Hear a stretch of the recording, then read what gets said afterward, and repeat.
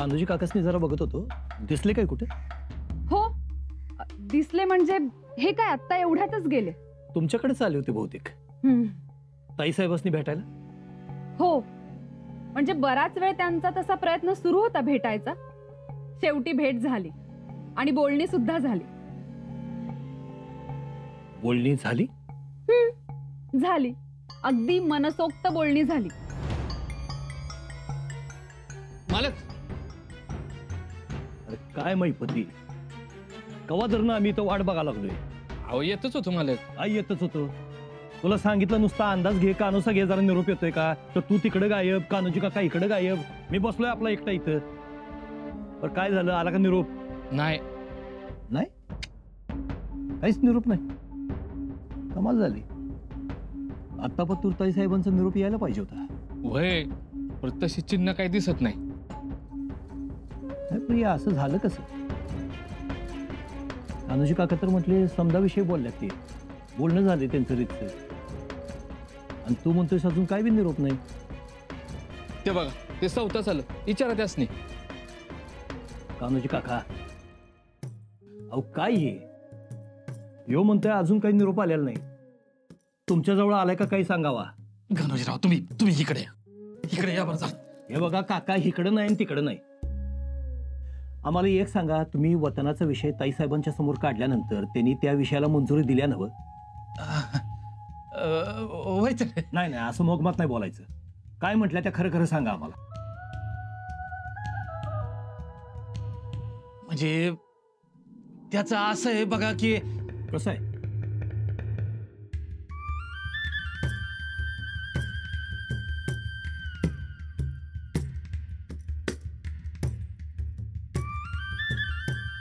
राहू द्या, तुम्ही सांगूच नका.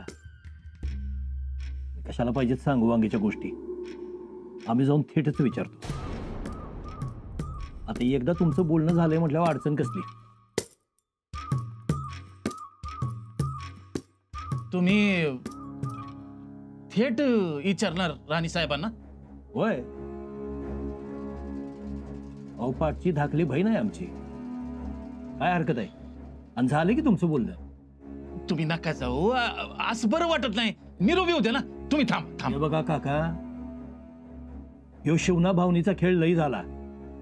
आता काय असेल ते तोंडावर थेट विचारतो त्यासनी. आणि म्हण नको आता, चला. अहो गणोजीराव, ऐका माझं. हे बघा, अहो ओ गणोजीराव, अहो लागली, जाऊ नका. ऐका ओ.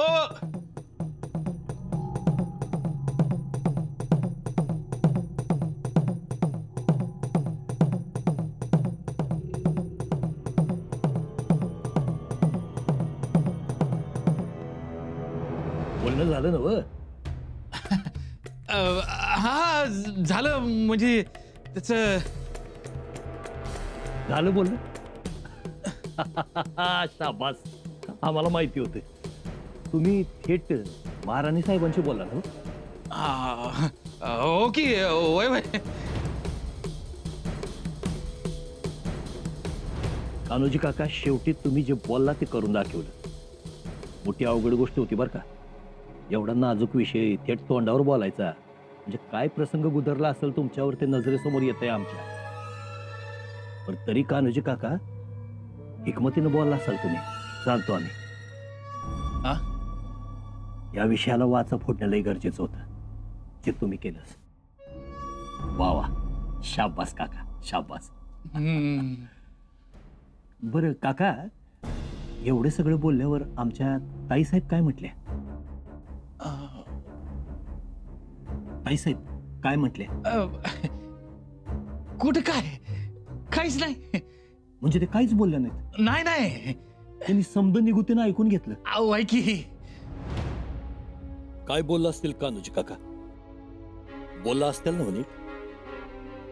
रानू अक्का साहेब तर म्हटल्या बोलणं झालंय, खूप गप्पा झाल्या. पण काय गप्पा झाल्या ते काही कळलं नाही. ते कळायला पाहिजे. पण आता थेट येसुताई साहेबांच्या समोर उभं राहावं. हा पर शपथ नको मोडायला. वचनाचा भंग होता कामा नये. तेवढी खबरदारी घेतली पाहिजे. कसली खबरदारी. आता विचारूच, वचन शपथा बघू पुढच्या पुढे.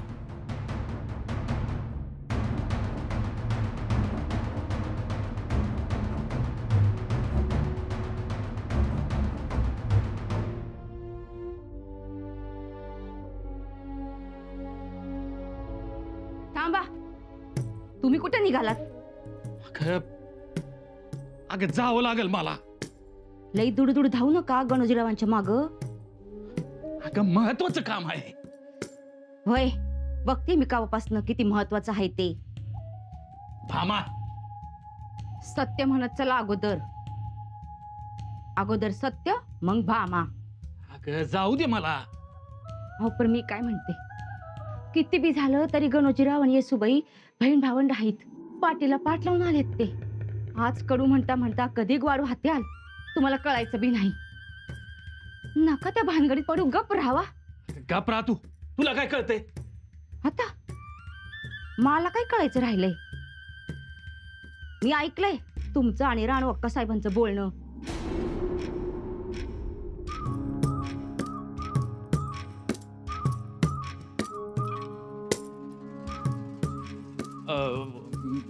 काय ऐकलं तू? म्हणून म्हणत होते, का घाबरलाय, का घाम फुटलाय विचारत नव्हते. पण तुमची दातखीळ बसली होती ना, तुम्ही बोलत कुठे होता? अगं पण ऐकलं काय तू? हो, ऐकलं. ते सांगत होत्या कडेलोट, वासोटा, लिंगाणा असं काहीतरी गडांची माहिती देत होत्या त्या. हा हा, बरोबर बरोबर. आता पुन्हा गडांची माहिती करून घ्यायला जाऊ नका. उगाच तुम्हाला घाम फुटतो, जीव घाबरा घुबरा होतो का? जाताय हा? जा, पर पुन्हा राणू अक्का साहेबांसमोर उभं राहू नका. नाहीतर त्या पुन्हा गाड्यांची माहिती देत्याल. बंद करा या भानगडी. किल्ल्यावरची जानकारी आपोआप बंद होईल. गप राहावा आणि थांबा इथंच.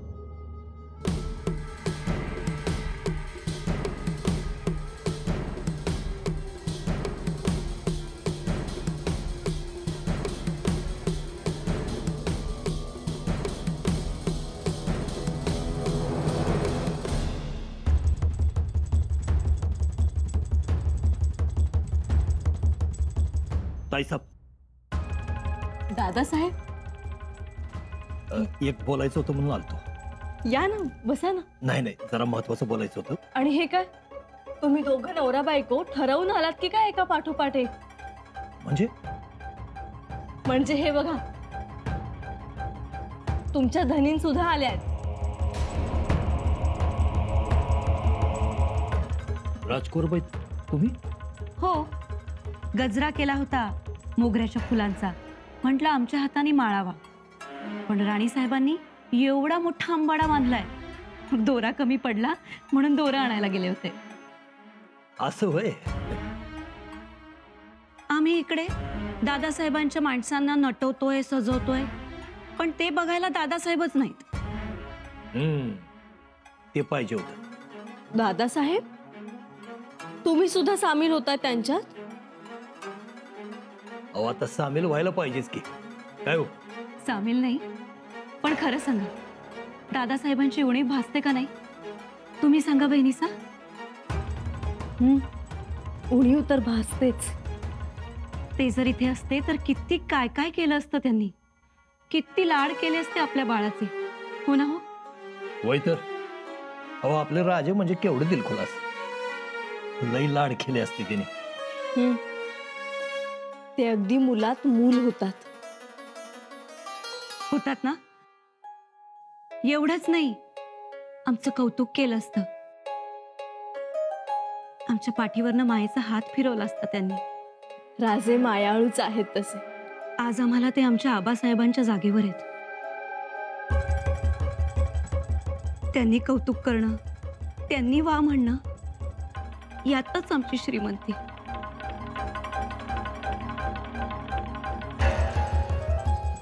मी काय म्हणतो, जर राजासनी सवड मिळत नसेल तर आपण सगळे मिळून रायगडावर जाऊया का? आपण सगळे मिळून? होय की. म्हणजे काय, समद्यांच्या गाठीभेटी पण होतील आणि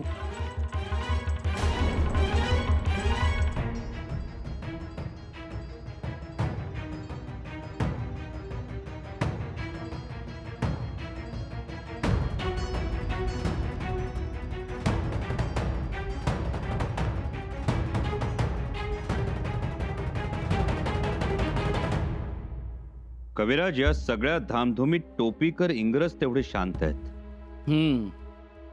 वो सिद्दी खैरियत, वो भी एकदम खामोश है. या सगळ्यात आम्हाला काळजी वाटते ती गोवेकर फिरंग्यांची. परंतु राजन, ते तर आपल्या बाजूनी आहेत. म्हणायला आहेत कविराज. अरबांच्या दबावाचं राजकारण खेळून आपण त्यांना सध्या गप्प बसवलंय, पण ते औरंगजेबाला भिवून आहेत. त्यामुळे त्यांच्यावर लक्ष ठेवायला हवं. जी राजन. राजन, शहजादा अकबर आणि दुर्गादास डिचोलीत आहेत. त्यांना फौज देऊन त्यांच्या मार्फत काही साधता येईल का?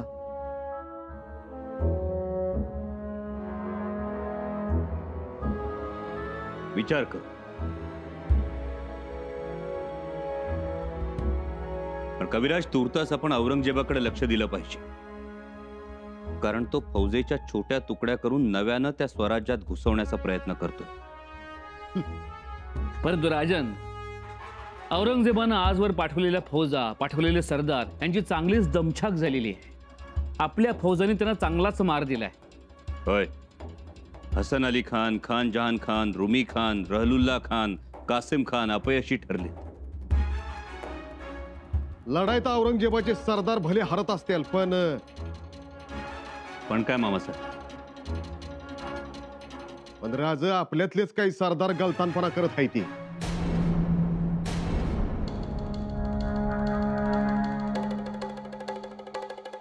स्पष्ट बोला मामासाहेब.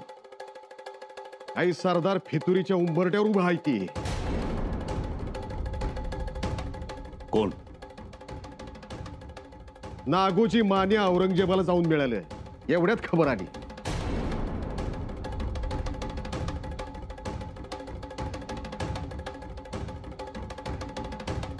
आम्हाला कुणकुण होतीच, पण जे झालं ते बरं झालं. लोभासाठी, लालसेसाठी जे फंद फितुरी करतात त्यांची आमच्या लेखी कवडी इतकी सुद्धा किंमत नाही. असल्या 10 फुटीरांपेक्षा एक गाठीचा असला तरी चिकार. मान्य आहे राजन. परंतु राजन, आपण औरंगजेबाचं राजकारण लक्षात घ्यावं. तो पुन्हा एकदा फोडण्याचं राजकारण करणार. आपण सावध असलं पाहिजे. मामासाहेब, असे जे कोणी उंबरठ्यावर वाटतील त्यांच्या गावात हेरपेरा. स्वराज्य घातक निर्णय होण्या अगोदर आपण काळजी घेतली पाहिजे. शेवटी आपली माणसं आपण राखली पाहिजे. राखायला तर पाहिजेतच. मामासाहेब, सशाला खळगा जामीन राहतो. आपण खळगेच बुजवून टाकू.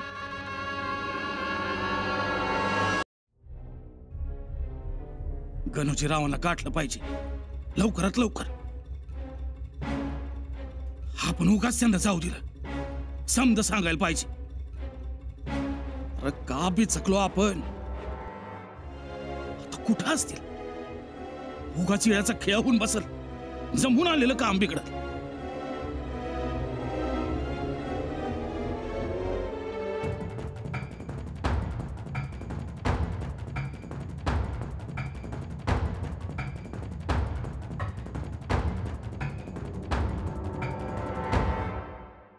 आता ताईसाहेबांशी आपण बोलावं.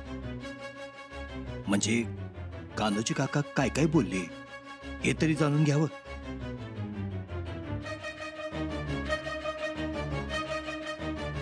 ताईसाहेब, दादासाहेब तुम्ही जे जरा बोलायचं होतं आपल्या कान्होजी काकांच्या बद्दल. कान्होजी काका, त्यांचं काय? हे भेटलं नव्हतं बसने. भेटले? दादासाहेब, आम्ही काही समजलो नाही. अहो आपले कान्होजी काका तुम्हाला भेटल्यात. या बघा गणोजीराव, तुम्ही माझं नाव घेतलं आणि मी हजर. बरं झालं आला. आता हा सूर्य हा जयद्रथ. सूर्य जयद्रथ हा काय एकदम महाभारतात कुठं घुसताय? अहो महाभारत नव काका. बरं झालं तुम्ही आला सा. एकतर सारखी चुकामुक होत्या आणि भेटलो तरी विषय काढायला मिळत नाही, म्हणून म्हटलं ऐन मोक्यावरती आला सा. अहो येणारच की. मी नाही येणार असं कसं होईल? मग काका आता जे व्हायचं ते समोरासमोर होऊन जाऊ दे. काय? अहो काय काय तुम्ही बोललाय ना विषय. अहो, मी कशाला आलोय? तुमचं काय चाललंय? चला बरं लवकर चला. चला कुठं? हे महत्वाचं काम आहे. अहो काका हे पण महत्वाचंच काम आहे. हे बघा ते शेतसाऱ्याची भानगड झाली. देसाईंची माणसं आली आहेत, शेतकरी आलेत, तुमची वाट बघतात. चला लवकर चला. देसाईंची माणसं आता? अहो, चला लवकर. अहो पण मी चला म्हणतोय ना. ताई साहेब काहीतरी महत्वाचं काम आहे म्हणतात. काय म्हणतात बघतो आम्ही. पण मागून येतो. गणोजीराव चला चला चला. आलो आम्ही ताई साहेब.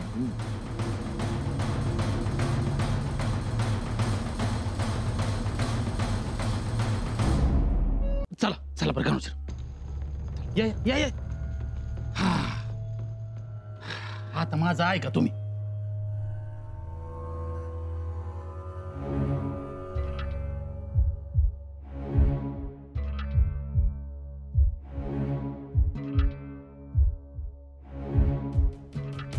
कान्होजी काका कुठे आहेत शेतकरी? कुठे आहेत देसाई? अहो का बतावणी केली सा? शेतसारानं अमुक ढमुक. माझं ऐकून तर घ्या. ऐकून घ्या. आताच फैसला झाला असता का नाही? लागला असता सोक्षमोक्ष ताई साहेबांच्या समोर. एवढी घाई करायची नाही. कान्होजी काका मला एक सांगा, तुम्ही विषय काढलाय नव्हे? बोललोय म्हणजे विषय काढलाय की का नाही बोलला? काका तसं असेल तर स्पष्टपणे सांगा आम्हाला. गणोजीराव, तुम्ही माझ्यावरची जबाबदारी सोपवली, तुम्ही पार पाडला नाही असं होईल का? ते बी आहे म्हणा. मग झालं तर शेवटी विश्वास पाहिजेच की माणसावर. अहो काका विश्वास आहे की. नाही कुठं म्हटलंय आम्ही. अरे असं खोटं बोलून काढलं सामसने. मी तुम्हाला इकडे आणलं ते तुमचं वचन मोडू नये म्हणून, आणि त्यात तुम्हाला शपथ बी घातल्या का नाही? उगाच किरकोळ करण्यासाठी वचन मोडणं बरं आहे का? अहो वचन मोडायचं नव्हतं आम्हाला, म्हणून तर तुमच्यावर जबाबदारी दिली आम्ही. सोपवली नव, मग राहा की बिनगोर. अहो कसं बिनगोर राहायचं काका? तुम्ही काही सांगायलाच तयार नाही. सांगायचं काय त्यात? मी करणार म्हणजे करणार. बरोबर. मग आता मला सांगा, तुम्ही वतनाचा विषय ताई साहेबांच्या संकट बोललाय. वय तर अगदी स्पष्ट शब्दात बोललोय वतनाबद्दल. पण मग ताई साहेबांचा अजून पावतर आम्हाला निरोप कसा काय नाही? कसला निरोप? हेच कान्होजी काका आमच्या बरोबर बोलल्या, पुढच्या सगळ्या गोष्टी अशा रीतीने मार्गाला लावू, वतन देऊ, द्यायला लावू, काय तरी.